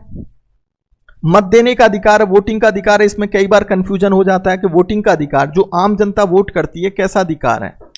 जो आम जनता वोट करती है, तो बात यहां पर क्या आती है कि अगर हम कॉन्स्टिट्यूशन में देखें तो हमारे कॉन्स्टिट्यूशन में तो ऐसा कहीं नहीं मिलता कि ये जो है, ये मत देने का अधिकार, जो राइट टू वोट का अधिकार है, वो जो है एक तरह का लीगल राइट है। क्योंकि 2013 में एक PUCL versus union of India के नाम से केस आया था, जिसमें सुप्रीम कोर्ट ने यह माना था कि मत देने का अधिकार कैसा अधिकार है, एक लीगल राइट है। दूसरी बात, जब हम the people of representative act, जन प्रतिनिधित्व कानून 1951 की बात करते हैं, तो उसका एक सेक्शन है 66, 62, तो उसकी धारा 62 के अनुसार यह माना गया है, जन प्रतिनिधित्व कानून 1951 के अनुसार उस कानून में लिखा गया कि मत देने का अधिकार, वोट करने का अधिकार, राइट टू वोट का अधिकार कैसा राइट होगा, एक लीगल राइट होगा, विधिक अधिकार होगा। तो मैंने दो चीजें बताई। मत देने का अधिकार कैसा राइट है, एक लीगल राइट है। जन प्रतिनिधित्व कानून 1951 के अनुसार, उसकी धारा 62 के अनुसार, उसके सेक्शन 62 के अनुसार यह माना गया है कि मत देने का अधिकार एक विधिक अधिकार है। अब आप खुद देखिए, जो जेल में लोग होते हैं, यानी कि जो अपराधी होते हैं, जिनको जेल में बंद कर दिया गया है, उनको वोट डालने का अधिकार नहीं दिया जाता। ठीक है, अगर ये मान लो कि कोई मौलिक अधिकार होता, तो इसका मतलब जेल से भी फिर क्या उन्हें वोट करने का अधिकार होता, वो तो कोर्ट में जा सकते थे, मेरा फंडामेंटल राइट है, आप कैसे छीन सकते हो, मैं तो वोट करूंगा। तो यानी कि कहने का मतलब है एक तरह का ये लीगल राइट है। समझ में आ गया। हालांकि इसमें कंफ्यूजन रहा है, कुछ आयोग इसको संवैधानिक अधिकार मानते हैं, कुछ आयोग इसको लीगल राइट मानते हैं, लेकिन बट अगर देखा जाए तो ये रियल में एक लीगल राइट ही है। ठीक है, कोर्ट के आदेश के अनुसार। ठीक है, धारा सेक्शन 62 के अनुसार, जो रिप्रेजेंटेटिव पीपल एक्ट 1951 के अनुसार, राइट। अब बात यहां पर आती है कि संवैधानिक अधिकार कौन से हैं, जो हमारे ऑलरेडी संविधान में मेंशन है। तो जैसे पंचायतों में चुनाव लड़ने का अधिकार है कि अगर किसी की एज 21 वर्ष हो जाती है तो वो चुनाव लड़ने का अधिकार पंचायतों में, जिला पंचायत, ब्लॉक पंचायत, ग्राम पंचायत, नगर निगम, नगर पालिका, नगर पंचायत में चुनाव लड़ने का अधिकार रखता है। तो पंचायतों में चुनाव लड़ने का अधिकार एक संवैधानिक अधिकार है, हमारे संविधान में मेंशन है। संपत्ति का अधिकार हालांकि आर्टिकल 300A में बोला गया है, तो हालांकि एक लीगल राइट है, कानून बनाए, लेकिन हमारे संविधान के आर्टिकल 300A में भी तो दिया है, इसलिए संपत्ति का अधिकार एक संवैधानिक अधिकार भी है। जब हम नेचुरल राइट या ह्यूमन राइट की बात करते हैं कि जो मानव अधिकारों का उल्लंघन करता हो या मानव अधिकार के रूप में जो राइट दिए गए हों, तो उनको हम मानव अधिकार या नेचुरल राइट कहते हैं। जैसे सांस लेने का अधिकार, भाई ये आपने देखा होगा, सांस लेने का क्या, भाई मेरे सांस को क्या कोई रोक सकता है, ये मेरा नेचुरल राइट है कि नहीं है। ये प्राकृतिक न्याय के सिद्धांत पर काम करता है, यानी कि जो मुझे गॉड ने दिया है, जो प्रकृति ने जो मुझे अधिकार दिए हैं, इनको हम प्राकृतिक अधिकार कहते हैं, नेचुरल राइट कहते हैं। समझ में आ गया। सुनने का अधिकार है मेरा, क्या सांस लेने का अधिकार है, ये मेरे नेचुरल राइट है। समझ में आ गया कि नहीं आया। मैं अगर अपराधी हूं तो मुझे अपने बचाव में वकील करने का अधिकार है, हालांकि एक मौलिक अधिकार भी है, लेकिन अपने आप में एक नेचुरल राइट भी तो है, मुझे अधिकार दिया जाना चाहिए। तो कहने का मतलब, इसमें बच्चों कंफ्यूज मत होना, एक अधिकार कई तरह का अधिकार हो सकता है। ठीक है, एक अधिकार कई तरह का अधिकार हो सकता है, लेकिन अगर क्वेश्चन ये आता है कि शिक्षा का अधिकार कैसा अधिकार है, तो आंसर आप लगाओगे मौलिक अधिकार। अगर क्वेश्चन आता है संपत्ति का अधिकार कैसा अधिकार है, तो आप आंसर लगाओगे एक विधिक अधिकार है। हालांकि ये भी आ जाए कि वो संवैधानिक अधिकार है या नहीं है, तो आप फिर दोनों को लगा सकते हो अगर दोनों ऑप्शन है, और अगर प्राथमिकता पहली पूछी जाती है तो आप लगाओगे कि विधिक अधिकार है। समझ में आ गया। तो वो तो क्वेश्चन के जो ऑप्शंस होते हैं उन पर डिपेंड करता है कि ऑप्शंस में क्या पूछा गया है। क्लियर हो गया। तो आई थिंक मुझे लगता है समझ में आ गया होगा। तो अगर कोई भी कंफ्यूजन है इस पॉइंट से तो आप मेरे से पूछ सकते हो।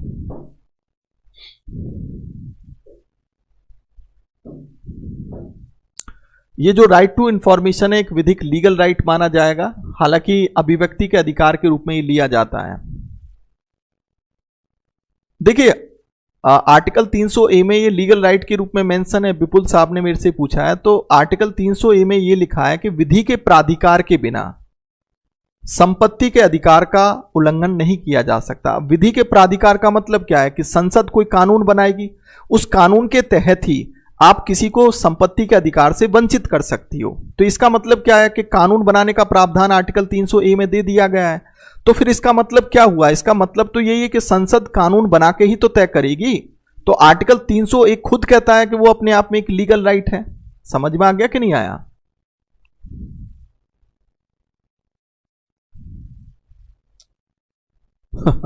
ये मोनू साहब कह रहे हैं कि सर पुडुचेरी के डिस्ट्रिक्ट डिफरेंट स्टेट में क्यों हैं? तो भैया देखो, ऐसा है कि पुडुचेरी पर अधिकार फ्रांसीसियों का रहा, तो फ्रांसीसियों ने अलग अलग जगह अपने उपनिवेश बना दिए थे। देन इसी वजह से वो अलग अलग जो है डिस्ट्रिक्ट में है, और पुडुचेरी में 4 डिस्ट्रिक्ट आते हैं, यानी कि केरला में जो है 1 डिस्ट्रिक्ट है, तमिलनाडु में 2 डिस्ट्रिक्ट है, और आंध्र प्रदेश में 1 डिस्ट्रिक्ट है। ठीक है।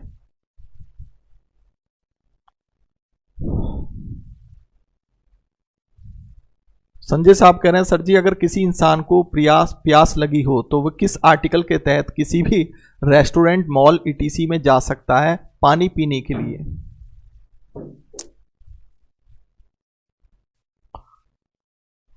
देखो, वैसे तो मैं आप अधिकारों की बात करूं तो कई तरह के अधिकार देते हैं इस तरीके से। अगर किसी व्यक्ति को जैसे प्यास लगी है मान लो, और हम ये कहते हैं कि भाई वो व्यक्ति बिना प्यास के मर सकता है, तो ये आर्टिकल 21 के अंतर्गत आएगा। Article 21 right to life and personal liberty का अधिकार देता है, जिसको हम कहते हैं व्यक्तिगत स्वतंत्रता और प्राण व दैहिक स्वतंत्रता का अधिकार है। अगर सपोज करो कि मुझे प्यास बहुत ज्यादा लगी हुई है और मैं उससे मर भी सकता हूं, तो ये मेरी व्यक्तिगत स्वतंत्रता, प्राण व दैहिक स्वतंत्रता का अधिकार हुआ कि नहीं हुआ?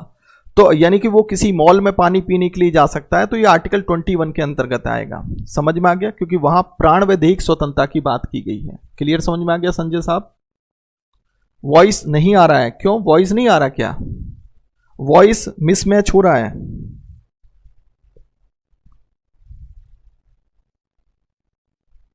अब किसी बच्चे को अगर यहां से कोई क्वेश्चन पूछना है, जैसे एमडी साहब ने मेरे से पूछा है sir different between martial law and fundamental right, तो बच्चे मार्शल लॉ खुद अपने आप में एक फंडामेंटल राइट है।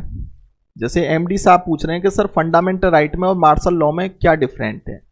देखो, मार्शल लॉ खुद अपने आप में एक फंडामेंटल राइट है, जहां स्वतंत्रता के अधिकार को सीमित कर दिया जाता है, और उसके तहत मार्शल लॉ के तहत आर्टिकल 34 ये कहता है कि संसद आर्टिकल 35 के अनुसार कोई लॉ बना सकती है मार्शल लॉ के लिए।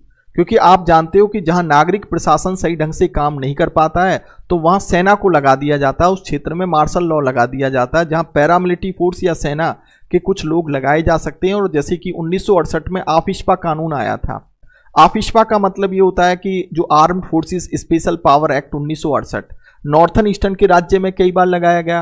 आप जम्मू कश्मीर में आफिस्पा कानून है, तो आफिस्पा कानून के तहत पैरामिलिट्री फोर्सेस या आर्मी के लोगों को यह अधिकार मिल जाता है कि वो शूट एंड साइट का ऑर्डर रखते हैं, यानी कि किसी व्यक्ति को बिना पूछे मार सकते हैं, आवाजाही रोक सकते हैं उस क्षेत्र में, किसी बिल्डिंग को ध्वस्त कर सकते हैं। समझ में आ गया? ये मार्शल लॉ के तहत होता है। तो वहां पर आम नागरिक का जो एक स्वतंत्रता का अधिकार है वो सीमित कर दिया जाता है। तो यानी कि जो आफिस्पा कानून है वो मार्शल लॉ के तहत आर्टिकल 34 के अनुसार बनाया जाता है, और मार्शल यानी कि मौलिक अधिकारों को लागू करने के लिए आर्टिकल 35 अधिकार देता है कि संसद ऐसे कानून बना सकती है। राइट? गौरव कुमार कह रहे हैं सर निजता का अधिकार, राइट टू प्राइवेसी, आपने खुद देखा होगा कि धारा 377 समाप्त कर दी गई आंशिक रूप से, जिसमें आपने देखा होगा कि जो अननेचुरल जो रिलेशनशिप बनते थे, जिसको अब तक आपराधिक कानून माना जाता था, लेकिन राइट टू प्राइवेसी के तहत उसको समाप्त कर दिया गया। ये अब आपराधिक कानून में नहीं आता। आधार कार्ड के लिए आपने देखा होगा कि आधार कार्ड की अनिवार्यता सुप्रीम कोर्ट ने मैंने कैंसिल कर दी। तो ये कहीं ना कहीं सुप्रीम कोर्ट ने ये माना था कि ये निजता के अधिकार का उल्लंघन है। भाई अगर मेरा डाटा चोरी हो जाता है तो मेरी प्राइवेसी तो जा रही है कि नहीं जा रही? आप किसी का फोन टेप कर लेते हो, ये राइट टू प्राइवेसी में ही तो आएगा। विदेश भ्रमण जाने का अधिकार राइट टू प्राइवेसी में ही तो आता है, जो मेनका गांधी बाद आया था। समझ में आ गया गौरव कुमार? क्लियर हो गया? राइट टू इंफॉर्मेशन का मतलब राहुल साहब ये मतलब होता है सूचना का अधिकार। ये 12 अक्टूबर 2005 से पूरे देश में लागू हुआ। आप सूचना के अधिकार के तहत आप सूचना मांग सकते हो यानी कि वो बातें जो पार्लियामेंट में ओपन की जा सकती है, उन सब बातों को जानने का अधिकार सूचना के अधिकार के तहत आप रखते हो। आप सरकार कैसे काम करती है, सरकार कौन सा पैसा कहां खर्च कर रही है, क्योंकि आम जनता का पैसा है, तो उसमें एक पब्लिक ऑथोरिटी की बात की जाती है, जो उस सूचना के अधिकार के कानून, उसका जो सेक्शन 2H है वो डेफिनेशन ऑफ ऑथोरिटी की बात करता है। तो अगर कोई संस्था ऑथोरिटी के रूप में, प्राधिकरण के रूप में है, तो वहां सूचना के अधिकार के तहत आप सूचना मांग सकते हो। यानी कि जहां पर सरकार अगर किसी ऑथोरिटी में कोई भी पैसा खर्च करती है तो वहां सूचना के अधिकार के तहत सूचना मांगी जा सकती है, लेकिन प्राइवेट जो ऑफिसेस होते हैं वहां सूचना आप सूचना के अधिकार के तहत नहीं मांग सकते। सरकार कैसे काम कर रही है, सरकार ने पैसा कहां खर्च किया, कैसे किया, वो सब बातें ओपन सूचना के अधिकार के तहत ली जा सकती हैं। अभी हाल में देखा होगा कि चीफ जस्टिस ऑफिस को सूचना के अधिकार के तहत ला दिया गया है, लेकिन अभी एक केस आया था, सुप्रीम कोर्ट में गया कि जो पीएम केयर्स फंड है, इसको लेकर बड़ा बवाल मचा हुआ है। तो अभी पीएमओ ऑफिस से एक ने सूचना के अधिकार के तहत सूचना मांगी थी कि पीएम केयर्स फंड जो 28 मार्च 2020 को जो कोविड-19 को रोकने के लिए प्रधानमंत्री साहब ने बनाया, तो मैं ये सूचना चाहता हूं, मैं ये सूचना के अधिकार के तहत ये जानना चाहता हूं कि पीएम केयर्स फंड में जो पैसा आया उसको कहां कहां खर्च किया जा रहा है। तो पीएम ऑफिस ने मना कर दिया। तो उसने कहा कि भाई ये सूचना के अधिकार के तहत राइट टू इंफॉर्मेशन एक्ट, उसके सेक्शन, उसकी धारा 2H के अनुसार ये एक प्राधिकरण, सरकारी प्राधिकरण नहीं है, एक गवर्नमेंटल अथॉरिटी नहीं है, पीएम केयर्स फंड, तो देन सूचना के अधिकार के तहत मना कर दिया गया। अब बात यही तो आ रही है कि बहुत सी पब्लिक ये अब ये डिमांड कर रही है कि भाई पीएम केयर्स फंड में जो पैसा आया उसको सरकार कैसे खर्च कर रही है, आम पब्लिक का पैसा है, तो उसका सीएजी के द्वारा क्या ऑडिटिंग होना चाहिए और उसको पब्लिक अथॉरिटी के दायरे में लाया जाना चाहिए। कांग्रेस ने यही तो आरोप लगाया था बीजेपी पर कि पीएम केयर्स फंड का पैसा कैसे खर्च होगा, इसमें एक ट्रांसपेरेंसी रखी जानी चाहिए। समझ में आ गया होगा अच्छी तरह। तो अभी थोड़ा सा विवादित मुद्दा है, PM CARES fund right to information के दायरे में नहीं है, लेकिन लोगों की डिमांड ये है कि राइट टू इंफॉर्मेशन के दायरे में ये आना चाहिए। समझ में आ गया। आर्मी कोर्ट का डिसीजन सुप्रीम कोर्ट, हाँ बिल्कुल जी, सुप्रीम कोर्ट जो है आर्मी कोर्ट के डिसीजन को बदल सकती है, लेकिन आर्टिकल 32 और आर्टिकल 226 के तहत, अन्य किसी आर्टिकल के तहत नहीं बदल सकती, ये ध्यान रखना।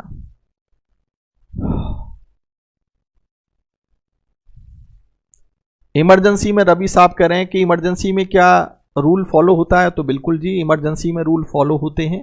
आर्टिकल 20 और 21 को छोड़कर सभी फंडामेंटल राइट सस्पेंड हो जाते हैं। ठीक है, जो सस्पेंड हो जाते हैं तो वहां कोर्ट में चुनौती नहीं दी जा सकती, लेकिन आर्टिकल 20 और 21 के तहत कोर्ट में चुनौती दी जा सकती है। विपुल साहब कह रहे हैं सर एलिफेंट की जो डेड हुई है उसकी लॉ को क्या न्याय मिलेगा, ये ह्यूमन का नया क्रैकर खिलाए एलिफेंट को। देखो बच्चों, ऐसे क्वेश्चन मत पूछो। बिल्कुल भाई, जो अभी ये मामला साउथ का बना है कि जो एक महिला एलिफेंट थी और वो प्रेग्नेंट भी थी, बहुत बड़ा गलत हुआ है और उसको क्रैकर्स के रूप में मार दिया गया, एक जो भी था उसके मुंह में डाल दिया गया था क्रैकर्स। तो ये ह्यूमन राइट्स के कहीं ना कहीं एक तरीके से ये जानवरों का जो ह्यूमन राइट्स होता है उसके खिलाफ है।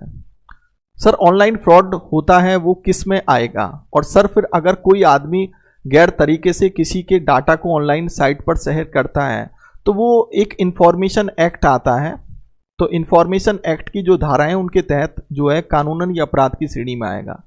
आफिस्पा लॉ में से कौन राइट नहीं दिए जाते, तो भैया आफिस्पा कानून में जो मौलिक अधिकार के जो राइट हैं वो छीन लिए जाते हैं। तो ध्यान रखना अंकुर साहब, आफिस्पा कानून में जो फंडामेंटल राइट के जो अधिकार हैं वो छीन लिए जाते हैं। बिल्कुल जी, राइट टू प्राइवेसी जो निजता का अधिकार है वो एक फंडामेंटल राइट माना जाएगा पुट्टू स्वामी केस के अनुसार और मेनका गांधी वाद के अनुसार 1978। ठीक है,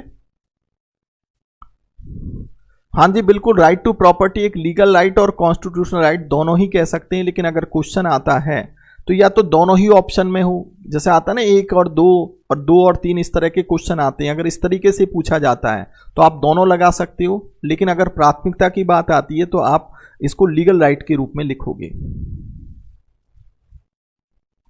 अरे भैया देखो, मैंने आप एक बात बताओ मुझे, मैंने शुरू में ही बताया कि जब हम टाइप ऑफ राइट की बात करते हैं तो मैंने एक बात कही कि एक राइट कई तरह का राइट हो सकता है। एक राइट कई तरह का राइट हो सकता है। तो जैसे मैंने कहा कि शिक्षा का अधिकार, राइट टू एजुकेशन, एक लीगल राइट भी है, एक फंडामेंटल राइट भी है और एक संवैधानिक अधिकार भी है। फंडामेंटल राइट क्यों है? क्योंकि आर्टिकल 21A में है। संवैधानिक अधिकार क्यों? क्योंकि हमारे संविधान में मेंशन है। लीगल राइट वो क्यों है? वो इसलिए लीगल राइट है क्योंकि राइट टू एजुकेशन एक्ट 2009 में पार्लियामेंट से पास किया गया, तो वो 3 तरह का अधिकार बन गया कि नहीं बना। लेकिन प्राथमिकता आप किसको दोगे? मौलिक अधिकार को दोगे। तो आप इस बात को अच्छी तरीके से समझ लो कि ऐसा नहीं होता कि एक राइट एक ही तरह का राइट हो सकता है, वो कई तरह का राइट हो सकता है। वो लीगल राइट भी हो सकता है, वो फंडामेंटल राइट भी हो सकता है, वो कॉन्स्टिट्यूशनल राइट भी हो सकता है। समझ में आ गया कि नहीं आया?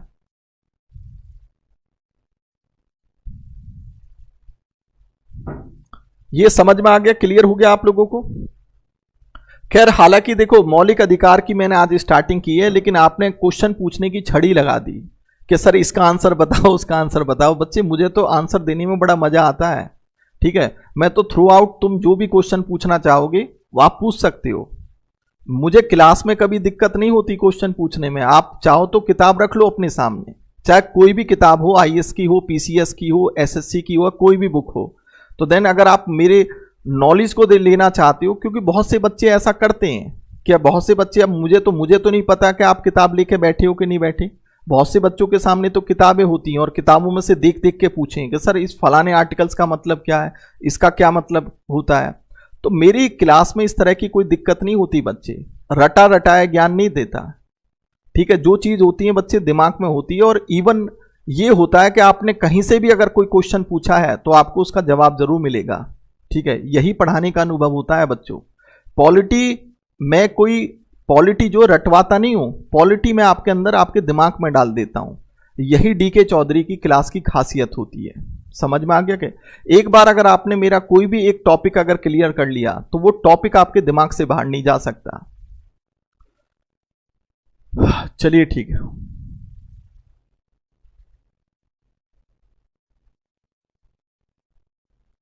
अच्छा ठीक है योगेंद्र सर, साइबर क्राइम किस में? साइबर क्राइम जो है, जो इंफॉर्मेशन टेक्नोलॉजी एक्ट है ना, साइबर क्राइम का जो अपराध है उसके अंतर्गत आता है। देखो एक बात समझो बच्चे, संविधान एक अलग चीज होती है, कानून एक अलग होता है। हमारे देश में हजारों कानून है अलग सेक्टर को लेकर। शिक्षा का कानून अलग है, सूचना का अधिकार का अधिनियम कानून अलग है, साइबर अपराध कानून अलग है। तो हर तरह के कानून बने हुए हैं, ठीक है। पर्यावरण कानून अलग है, ठीक है। उपभोक्ता कानून अलग है, सब तरह के कानून है, हजारों कानून है। कोई भी कानून जब हमारे देश में बनता है तो वो हमेशा संविधान के अनुसार बनता है, क्योंकि संविधान में बेसिक नियम दिए हैं। लेकिन कोई कानून संविधान के अंदर नहीं लिखा जाता। समझ में आ गया कि नहीं आया? तो कानून जो होता है, कानून अलग चीज होती है, लेकिन कानून हमेशा संविधान के अनुसार बनेगा, according to basic law of constitution बनेगा। और कानून के अंदर होते हैं सेक्शन, कानून के अंदर चैप्टर होता है, चैप्टर के अंदर सेक्शन होते हैं। जैसे IPC, इंडियन पेनल कोड, वो भी तो एक कानून है जिसमें अपराध की परिभाषा बताई जाती है। और कोई अपराध अगर करता है, कोई क्राइम करता है, तो उसका कितना पनिशमेंट होगा, वही चीज तो है। अब उसमें वो कानून IPC सेक्शन में बटा हुआ, धाराओं में, ऐसी सूचना का अधिकार भी धाराओं में बटा होगा जिसको हम सेक्शन कहते हैं। लेकिन संविधान पार्ट में और आर्टिकल्स में बटा हुआ है। समझ में आ गया? तो हमारे संविधान में जो है मूल बेसिक नियम लिखे हुए हैं। जो भी कानून हमारे देश में बनता है उन बेसिक नियमों के अनुसार बनता है। हमेशा ध्यान रखना कि कानून जो होता है वो संविधान में नहीं लिखा जाता। जिस सेक्टर का कोई कानून बनेगा उसकी मार्केट में बुकलेट आपको अलग से मिल जाएगी। सूचना के अधिकार की बुकलेट आप अलग से ले सकते हो, वो उपभोक्ता कानून की बुकलेट आप अलग से ले सकते हो, आप शिक्षा के अधिकार की बुकलेट आप अलग से उठा सकते हो कि उसमें क्या क्या रूल एंड रेगुलेशन है। क्लियर? समझ में आ गया?